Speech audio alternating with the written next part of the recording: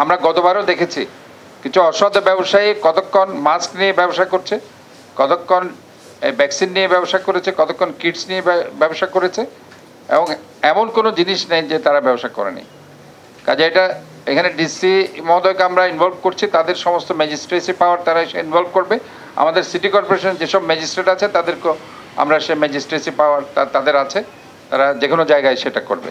তো ওভারঅল আমরা এটা করছি। তবে আমার মনে হয় ইজ ভেরি ইম্পর্টেন্ট আমাদের কিছু কথা আসলে বলা, যেটা হচ্ছে কোভিড ওমিক্রন XBB আগের ভেরিয়েন্টগুলোর তুলনায় কিন্তু ভিন্ন এবং বিপজ্জনক। এটি সহজে শনাক্ত হয় না, তাই সবার মাস্ক পরা অত্যন্ত জরুরি। যে কথাটা আমি বারবার বলছি, মাস্ক আমাদের পরতেই হবে, মাস্ক পরাটা খুব জরুরি। এই কোভিড ওমিক্রন XBBর নতুন উপসর্গগুলো কি কি হতে পারে? এটা কাশি নেই, কাশি নাও থাকতে পারে, জ্বর নাও থাকতে পারে। বেশিরভাগ উপসর্গ হলো হাঁটু জয়েন্টে ব্যথা, অস্থিসন্ধিতে ব্যথা, মাথা ব্যথা, গলা ব্যথা, পিঠে ব্যথা, নিউমোনিয়া, যেটা একদম কমন ফিচার্স আগের যে কোভিডের সাথে নিউমোনিয়া, এই নিউমোনিয়া থাকবে। এবং আমাদের যে ক্ষুধা লাগাটা সেটা একদম কমে যাবে। তাহলে মোদ্দা কথায় যদি এ ধরনের নতুন উপসর্গের মধ্যে কী কী আছে? কাশি নেই, জ্বর নেই, কাশি নাও থাকতে পারে, জ্বর নাও থাকতে পারে। এবং আর কি কী উপসর্গ হতে পারে? জয়েন্টে ব্যথা হতে পারে, হবে, মাথা ব্যথা হবে, গলা ব্যথা হবে, পিঠে ব্যথা হবে, নিউমোনিয়া এবং ক্ষুধা কমে যাওয়া। এটা বলা হচ্ছে যে এই কোভিড ওমিক্রন XBB ভেরিয়েন্টটি ডেল্টার চেয়ে আগে যে ডেল্টা ভেরিয়েন্ট ছিল সেটার চাইতে 5 গুণ বেশি বিষাক্ত এবং মৃত্যুহারও খুব বেশি। এটা খুব সিগনিফিক্যান্ট। এই ভেরিয়েন্টটি ডেল্টার চাইতে 5 গুণ বেশি বিষাক্ত এবং মৃত্যুহারও খুব বেশি। উপসর্গগুলো খুব অল্প সময়ের মধ্যে মারাত্মক আকার ধারণ করে, কখনো কখনো কোনো উপসর্গ না দেখিয়ে অবস্থা খারাপ হতে শুরু করে। তাই আরো বেশি সতর্ক থাকা প্রয়োজন। এই ভেরিয়েন্টে ন্যাসোফেরেঞ্জিয়াল, নাকের ভিতরের যে গভীর অংশ সে অঞ্চলে পাওয়া যায় না, বরং সরাসরি ফুসফুসের যে উইন্ডোগুলো আছে সেখানে আঘাত করে এবং নিউমোনিয়ার লক্ষণ দেখা যায়। মানে এখানে নিউমোনিয়ার লক্ষণটা সবচেয়ে বেশি উল্লেখযোগ্য। কিছু রোগীর মধ্যে জ্বর বা ব্যথা না থাকলেও এক্স-রে করলে মৃদু নিউমোনিয়ার লক্ষণ দেখা যাচ্ছে। এছাড়া নাক দিয়ে নেয়া স্যাম্পল সোয়াব পরীক্ষায় নেগেটিভ ফল আসছে, যা পরীক্ষায় ভুল রিপোর্টের সংখ্যা বাড়াচ্ছে। এটা সরাসরি ফুসফুসের সংক্রমণ ঘটায়, ভাইরাল নিউমোনিয়া সৃষ্টি করে এবং তীব্র শ্বাসকষ্ট তৈরি করে। এই কারণে কোভিড ওমিক্রন XBB বেশি ছোঁয়াচে এবং প্রাণঘাতী হয়ে উঠেছে।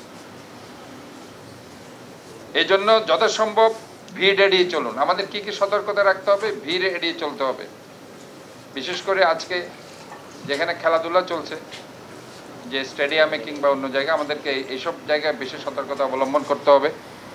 এবং এই যে হজ যাত্রীর কথা বলা হয়েছে আসছে, সেখানে এয়ারপোর্টের মধ্যে এই ধরনের ইনভেস্টিগেশন, র্যাপিড অ্যান্টিজেন টেস্ট, এগুলো আমাদের চালু করতে হবে।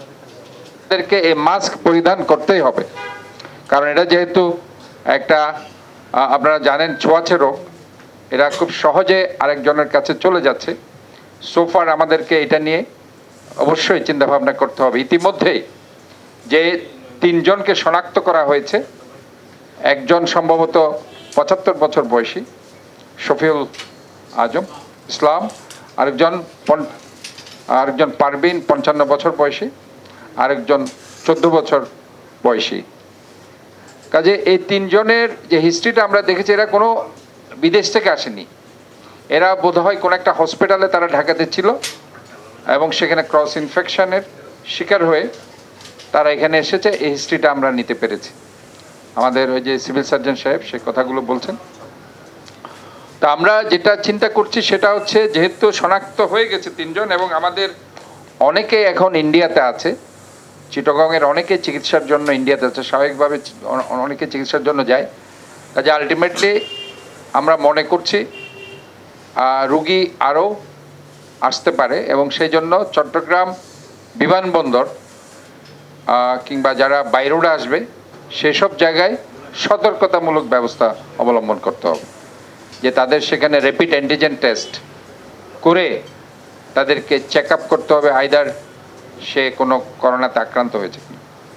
তাহলে সেখানে আইসোলেশনের ব্যাপার আছে। বরাবরের মতোই গতবার আমরা যেটা করেছিলাম, আমরা কোভিড ডেডিকেটেড হসপিটাল হিসাবে চট্টগ্রাম জেনারেল হসপিটালকে আমরা ঘোষণা করছি, এবং এর বাইরে চট্টগ্রাম মেডিকেল কলেজ হসপিটালও সেখানে একটা কোভিড ডেডিকেটেড সেকশন রয়েছে।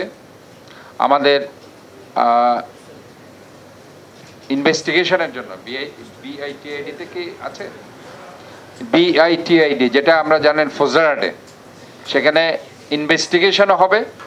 আমাদের 4 জায়গায় কিন্তু ইনভেস্টিগেশন হচ্ছে।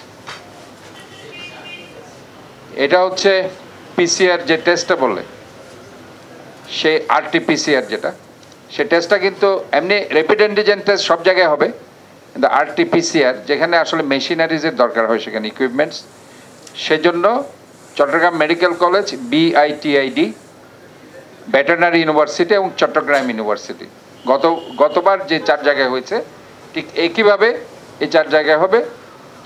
সেটা আরটিপিসিআর, যেটা আমরা স্পেশালাইজড ইনভেস্টিগেশন ফর কোভিড-19, এই টেস্টটা এই 4 জায়গায় হবে। আর র্যাপিড অ্যান্টিজেন টেস্ট সব জায়গায় হবে। এবং আমাদেরও চট্টগ্রাম সিটি কর্পোরেশনের আওতায় আমরা যে মেমন্টো হসপিটাল, যেটা ডেঙ্গুর জন্য আমরা ডেডিকেটেড করেছিলাম, সেটাকেও আমরা কোভিড-19-এর জন্য ডেডিকেটেড করছি, এবং সেখানেও র্যাপিড অ্যান্টিজেন টেস্টের ব্যবস্থা রাখা হবে।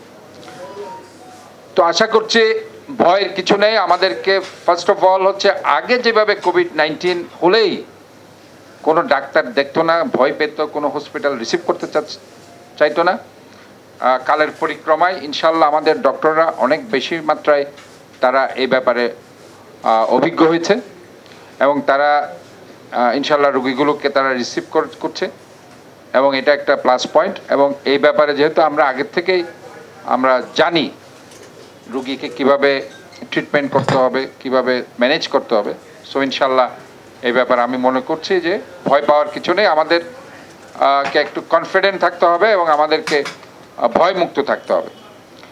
এবং আমি যেটা মনে করি সেটি হচ্ছে, গতবারও আমরা যেভাবে ফেস করেছি, ইনশাল্লাহ আমরা সবাই মিলে সেটা ফেস করব। এবং আমাদের একটু আগে আপনারা দেখেছেন, আমি সরাসরি স্বাস্থ্য মন্ত্রণালয়ের পিএস সাহেবের সাথে কথা বলেছি, এবং সেখানে স্বাস্থ্য পরিচালক চট্টগ্রাম বিভাগকে বলা হয়েছে যে কোনো জায়গা থেকে উপজেলা লেভেলে যে কোনো ডাক্তারকে এনে এখানে যাতে পোস্টিং দেওয়া হয়, যাতে এই ধরনের এই ডেডিকেটেড যে সেন্টারগুলো করা হয়েছে সেগুলো যাতে অয়েল ইকুইপ থাকে। সেটা শুধু ইকুইপমেন্টস দিয়ে নয়, প্রপার ডক্টর স্পেশালিস্ট দিয়ে যাতে এটা ফুল প্লেজেড থাকে। সো এই ব্যাপারে আমরা মনে করছি, সেখানে আশা করছি সব ব্যাপার ইনশাল্লাহ আমরা প্রস্তুতি নিয়ে রেখেছি। এবং আমাদের চট্টগ্রাম সিটি কর্পোরেশনের পক্ষ থেকে আমরা একটা সার্ভিস সেন্টার আমরা খুলব, যাতে করে সবসময় সেখানে টেলিফোন করলে তাতে করে আমরা তাদেরকে সার্বিকভাবে সহযোগিতা দিতে পারি। সো এখানে চট্টগ্রাম মেডিকেল কলেজও অনেক দায়িত্ব নিয়ে তারা কাজ করছে, স্বাস্থ্য পরিচালকের দায়িত্ব নিয়ে, সিভিল সার্জনের দায়িত্ব নিয়ে কাজ করছে। কাজে সবাই মিলে আমরা মনে করছি সব সংস্থাগুলো, আমরা যারা health related service oriented organisation আছে, আমরা সবাই মিলে ঐক্যবদ্ধভাবে যদি আমরা কাজ করতে পারি, ইনশাল্লাহ আমরা সেটাকে ফেস করতে পারবো।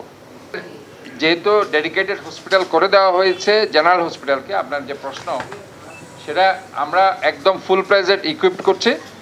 চট্টগ্রাম মেডিকেল কলেজে অলরেডি তাদেরও প্রস্তুতি আছে, কারণ তাদের একটা ডেডিকেটেড সেন্টার আছে, সেটাও আমাদের চট্টগ্রাম মেডিকেল কলেজের পরিচালক অলরেডি সেটা বলেছেন যে সেটাও তারা ফুল প্লেজেড ইকুইপড করছে। পাশাপাশি আমাদের বিআইটিআইডি যেটা ফজরাট, সেটা তো আছেই, এবং আমাদের চট্টগ্রাম সিটি কর্পোরেশন মেমন্টো হসপিটালকে আমরা ডেডিকেটেড করছি। কাজে ওভারঅল এই হসপিটালগুলো আমরা এটার জন্য রেখেছি। আর ইনভেস্টিগেশনের জন্য আরটিপিসিআর টেস্টের জন্য 4টা ইনভেস্টিগেশন সেন্টার, যেটা medical college hospital, BITID Fouzderhat, number 3 veterinary university Khulshi, number 4 Chattogram বিশ্ববিদ্যালয়। ধন্যবাদ। সরকারের পক্ষ থেকে আমাদেরকে যথেষ্ট সাপ্লাই দেওয়া হয়েছে। আমরা গত লাস্ট চালানে আমরা 19,120 জনের মতো আমরা পেয়েছি ভ্যাকসিন, ফাইজার ভ্যাকসিন পেয়েছি। আমরা প্রত্যেকটি উপজেলায় ভ্যাকসিনগুলো আমরা 500 করে আমরা পাঠিয়ে দিয়েছি 15 উপজেলার মধ্যে আমরা চট্টগ্রাম ডিস্ট্রিক্টে, এবং সিটি কর্পোরেশনকে আমরা সাপ্লাই করব।